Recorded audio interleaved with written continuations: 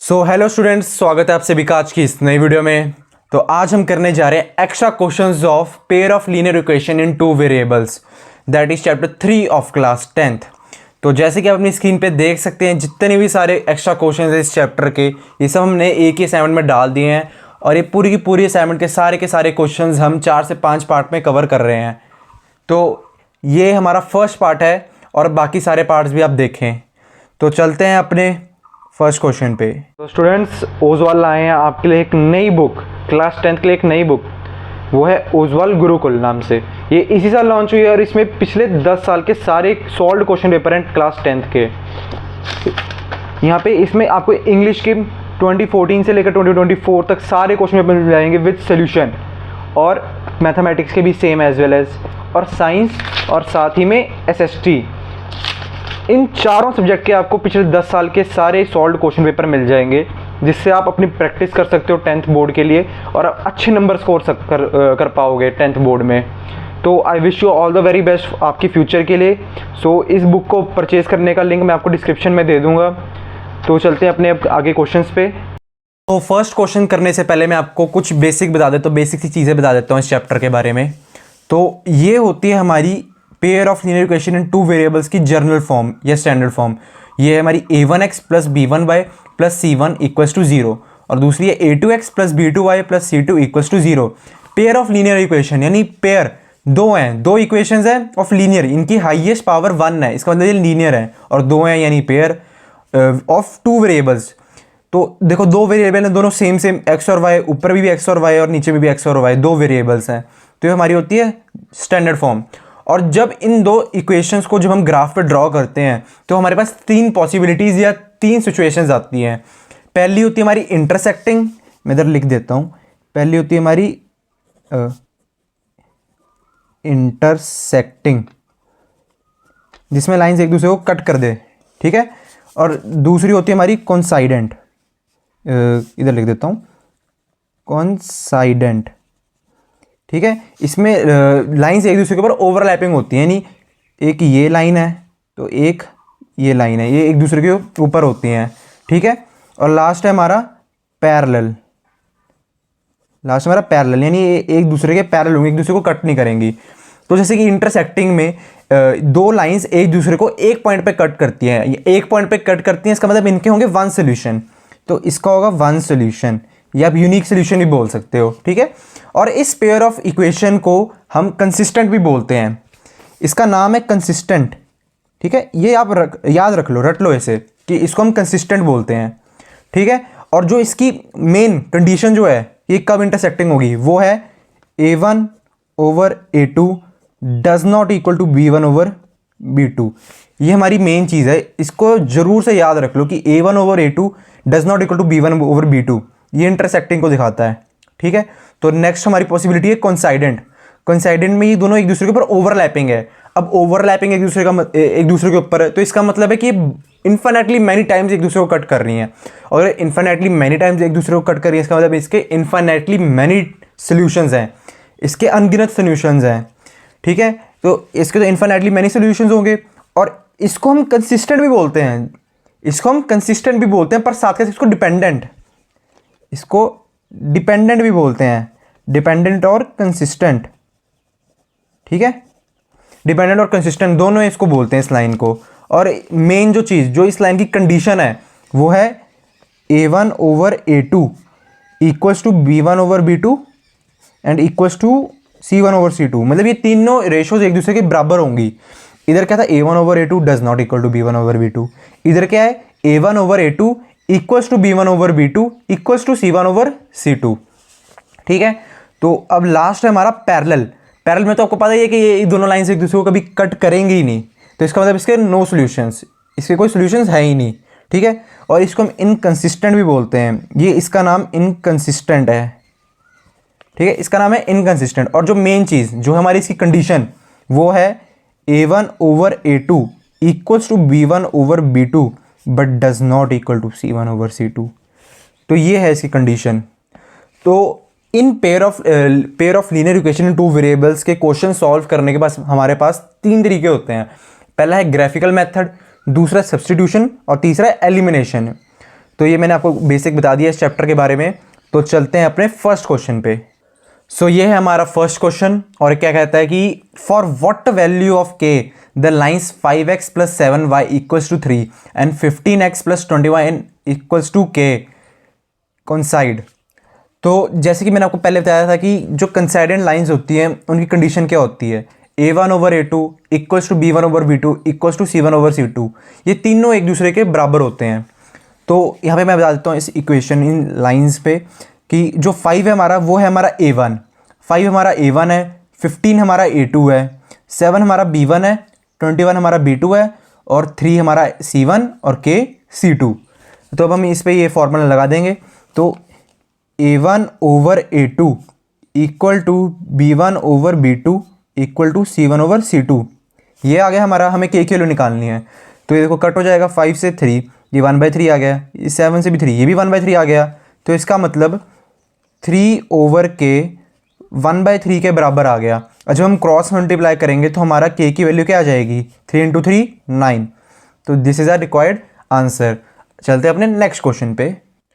सो ये है हमारा सेकंड क्वेश्चन और ये क्या कहता है कि how many solutions the pair of equations y = 0 and y = -7 has. हमें इसके सोल्यूशंस बताने कि कितने सोल्यूशंस होंगे इसके। तो यहाँ पे हमको सबसे पहले दिए y = 0। तो जैसे कि आपने 9th में पढ़ा होगा कि x एक्सिस की इक्वेशन क्या होती है, x एक्सिस की इक्वेशन वो क्या होती है अपने y = 0। तो जो हमारा y = 0 है वो तो x एक्सिस ही होगी, ठीक है। और जो दूसरा है हमारा y = -7 वो एक ऐसी लाइन होगी जो x एक्सिस के पैरेलल होगी। तो जैसे देखो x पे y की वैल्यू तो 0 है, तो हमें ऐसे लाइन ढूंढनी है जिसपे y की वैल्यू -7 होगी। तो वो नीचे जाएगी इधर, इधर मान लो इधर हमारा -7 है और इधर से हम एक लाइन ड्रॉ कर देंगे। ये हमारी y = -7 वाली लाइन होगी x एक्सिस के पैरेलल, ठीक है। तो अब ये देखो ये दोनों लाइन एक दूसरे के पैरेलल हैं, तो इसके कितने सॉल्यूशंस होंगे। एक दूसरे को किसी लाइन पे कट कर ही नहीं रहे हैं, ये लाइन लग गए अपनी, ये लाइन लग गए, ये कभी कट करेंगे ही नहीं। तो इसका मतलब इसका आंसर क्या आ जाएगा, नो सॉल्यूशंस। इसके कोई सॉल्यूशंस नहीं होंगे क्योंकि ये पैरेलल हैं, एक दूसरे को कभी कट नहीं करेंगे। तो ये इसका आंसर आ गया नो सॉल्यूशन। सो ये है हमारा थर्ड क्वेश्चन और क्या कहता है कि which type of lines the pair of equations x = a and y = b represent. ये कौन सी टाइप ऑफ लाइंस को रिप्रेजेंट कर दिए pair of equation x = a और y = b। तो x = a एक ऐसी लाइन होगी जो y एक्सिस के पैरेलल होगी, y एक्सिस के पैरेलल होगी एक ऐसी लाइन, ठीक है। तो x = a y एक्सिस के पैरेलल है लाइन। तो ये मान लो मतलब x की, ये मतलब आप याद रख लो कि अगर x = कोई लाइन बोली है तो y एक्सिस के पैरेलल होगी, अगर y = कोई लाइन है तो वो x एक्सिस के पैरेलल होगी, चाहे ये वाली ऊपर होगी क्योंकि ये माइनस में नहीं है ना। अगर माइनस में जैसे पिछले क्वेश्चन में -7 था तो वो नीचे थी, ठीक है। तो ये दोनों पॉजिटिव है, नहीं तो माइनस दिया होता, ओके। तो ये x = a हमारे y एक्सिस के पैरेलल है लाइन, तो ये हमारी ये लाइन बन जाएगी ये, ठीक है। और y = b हमारी x एक्सिस के पैरेलल लाइन, तो ये हमारी ऐसे बन जाएगी ये लाइन, ठीक है। अब यहाँ पे बोला है विच टाइप ऑफ लाइंस हैं ये। अब आप ये देखो ये दोनों एक दूसरे को एक पॉइंट पे कट कर रहे हैं, वो पॉइंट है वैसे हमारा a, b, एक दूसरे को एक पॉइंट पे कट कर रहे हैं। और एक दूसरे को एक पॉइंट पे कट करने वाली कौन सी लाइन होती है, इंटरसेक्टिंग लाइन। तो कौन सी टाइप ऑफ लाइंस हुई है, इंटरसेक्टिंग लाइंस, इंटरसेक्टिंग लाइंस, ठीक है। अब चलते हैं अपने नेक्स्ट क्वेश्चन पे। सो ये है हमारा फोर्थ क्वेश्चन और ये क्या कहता है कि 5 years ago A was thrice as old as B and 10 years later A shall be twice as old as B. What is the present age of A? तो ऐसे क्वेश्चंस होते हैं ना जिसमें एज हमने फाइंड करनी है, तो जो भी, तो इसमें हम सबसे पहले प्रेजेंट एज को लेट कर लेंगे। तो सबसे पहले हम लेट द प्रेजेंट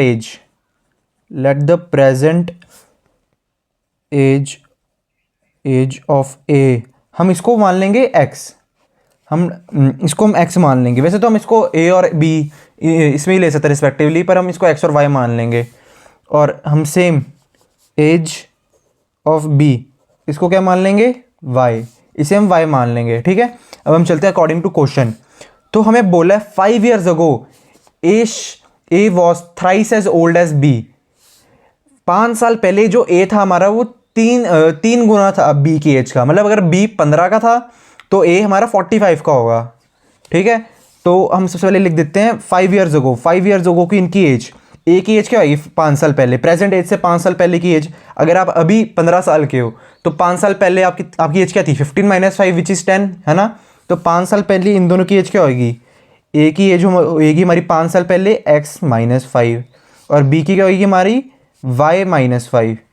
ठीक है, ए की हमारी x - 5 और बी की y - 5 ईयर्स। यहाँ पे ईयर्स लिख देते हैं। हाँ, अब हमें क्या बोला हुआ है, A was thrice as old as B. 5 साल पहले जो ए था वो thrice as old as B था, यानी ये हमारा आ जाएगा x - 5 इक्वल्स टू 3 × y - 5। जो ए की एज है वो इसके 3 गुना है, इसको 3 से मल्टीप्लाई कर दो, वो ए की एज है हमारी। तो अभी हम इसको आगे सॉल्व कर देंगे। तो यह आ जाएगा हमारा x - 5 इक्वल्स टू 3y - 15। ये 3y इधर आ जाएगा और -5 उधर चल जाएगा। तो x - 3y इक्वल्स टू -10। ये हमारी आ गई फर्स्ट इक्वेशन। ठीक है, अब आगे क्या बोला हुआ है हमें, 10 years later A shall be twice as old as B. मतलब प्रेजेंट एज से 10 साल के बाद। तो प्रेजेंट एज के 10 साल के बाद यानी 10 years लेटर, 10 years लेटर जो ए की हमारी एज होगी वो हमारी होगी x + 10 years। ठीक है, और जो हमारी बी की एज होगी वो होगी y + 10 years। ओके, ये होगी। ठीक है, अब हमें क्या सिचुएशन दी हुई है कि 10 years later A shall be twice as old as B. मतलब जो ए है वो बी का दुगना है। बी अगर 10 साल का है तो ए 20 का है। तो बी को हमने 2 से मल्टीप्लाई करना है यहाँ पे। तो ये हमारा आ जाएगा x + 10 इक्वल्स टू 2 × y + 10।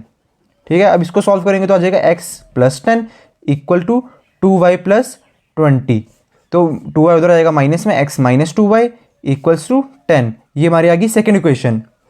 अब ये हमारी अब 2 इक्वेशन है, एक x - 2y और एक है हमारी x - 3y इक्वल्स टू -10। ये हमारी 2 इक्वेशंस हैं। अब हमें x और y की वैल्यू, हमको वैसे तो x की वैल्यू चाहिए पर हम दोनों की वैल्यू निकाल लेंगे एक एक बारी। तो हमको चाहिए इन दोनों की वैल्यू। अब जैसे आप देख सकते हैं यहाँ पे मैं एलिमिनेशन का मेथड लगा सकता हूँ। एलिमिनेशन का मेथड, इन दोनों को देखो यहाँ पे किस किस का कोफिशिएंट सेम है। अगर हमको सेम करने के लिए, अगर हमारा सेम नहीं है तो हम उसी नंबर से किसी मल्टीप्लाई कर दें ताकि दोनों कोफिशिएंट सेम आ जाए। पर इधर पहले से कोफिशिएंट सेम है x का, जिसका कोफिशिएंट 1 और इधर नीचे भी 1 है, पर इनके साइन सेम है। तो हमें साइन डिफरेंट करने होंगे तो हम इन दोनों को सब्ट्रैक्ट कर देंगे। तो हम इन दोनों इक्वेशन को सब्ट्रैक्ट कर देंगे। तो यहाँ पे माइनस साइन, यहाँ पे ये माइनस प्लस इधर और ये माइनस प्लस इधर। ठीक है, हम दोनों को माइनस करेंगे तो ये हमारा 0 हो जाएगा, x - x 0।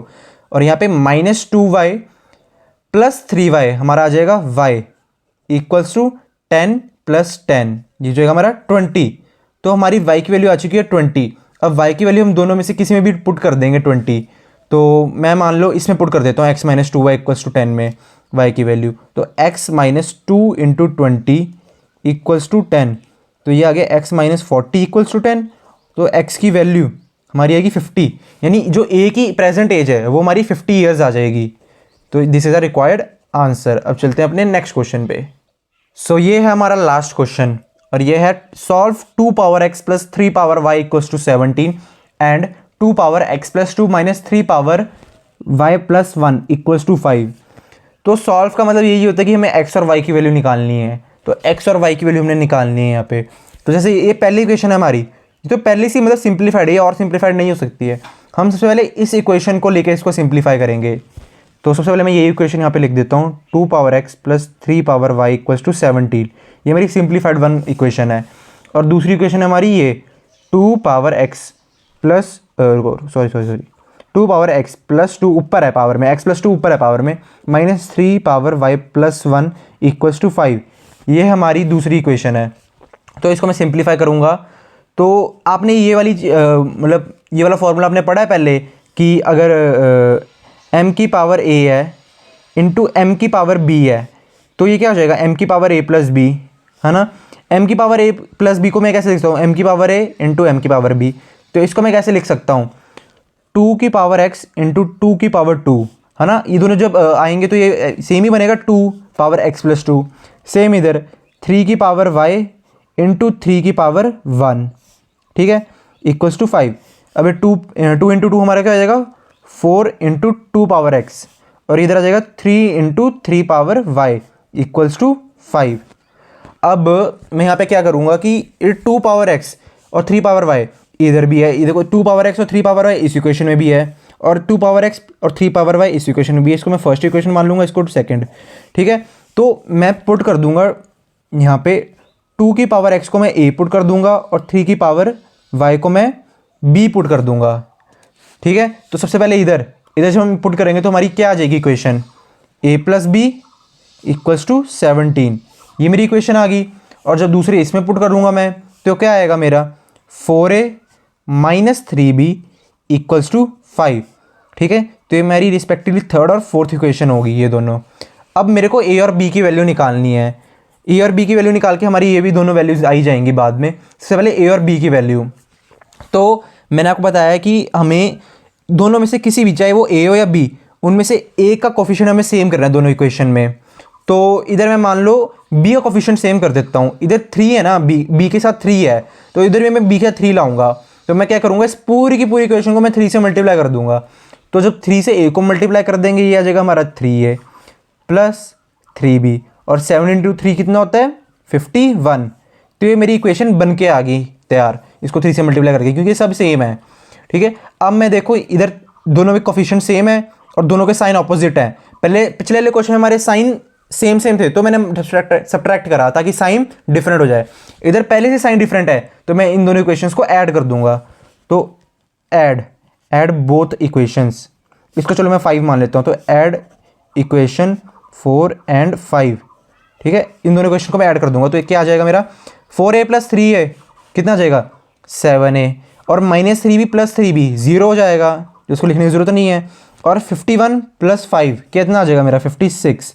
तो a की वैल्यू मेरी क्या आ गई 8। अब a की वैल्यू 8 मैं किसी दोनों में से भर दूंगा, चलो मान लो इसमें मैं भर देता हूँ। तो 17 माइनस 8 कितना आ जाएगा 9। तो b की वैल्यू मेरी आ गई 9, दोनों की वैल्यू आ गई।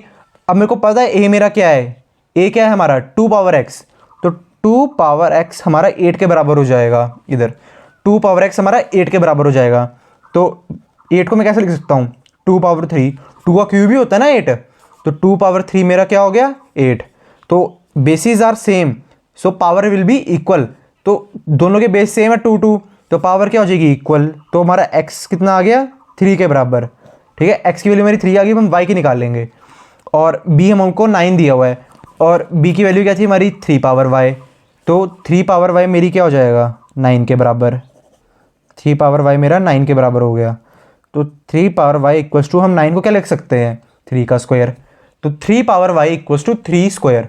तो दोनों में बेस सेम है तो पावर भी इक्वल होंगी, तो y मेरा क्या आ गया 2 के बराबर। So this is a required answer. So ये था हमारा फर्स्ट पार्ट, और आप जाके बाकी भी पार्ट्स देखना ज़रूर, और हमारे चैनल को सब्सक्राइब भी करते ताकि आपको हमारी नई वीडियोज़ का नोटिफिकेशन मिलता रहे।